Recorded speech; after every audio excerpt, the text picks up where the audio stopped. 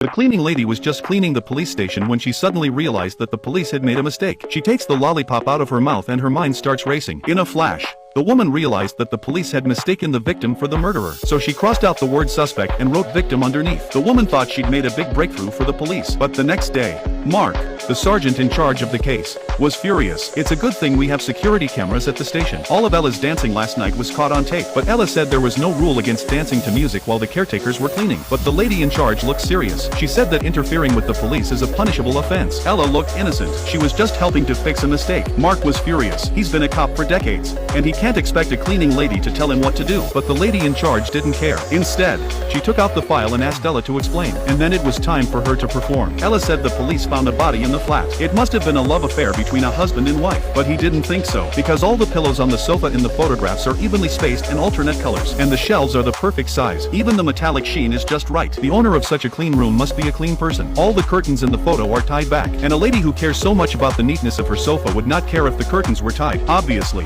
that cord was used for something. The stool in the photo clearly has tape removed from it, which means someone was tied to the chair. But the victim's arms show no signs of being tied. Obviously there was a third person at the scene, and the hostess is also a victim. Based on the above details, this theory is flawless. Even Mark, who boasts of his decades of experience in the field, couldn't find any flaws. However, he still insisted that he had to investigate the nearby CCTV footage in order to prove that there was a third person at the scene. But as soon as he said that, his men came to tell him that a woman had entered the scene of the crime. This confirms that Ira was right. But at the end of the day, Ella still broke the rules. Mark ordered his men to put her in a holding cell, but he wasn't happy about it. Mark had to admit that Ira's reasoning was correct. They had to reopen the whole case and find another victim as soon as possible.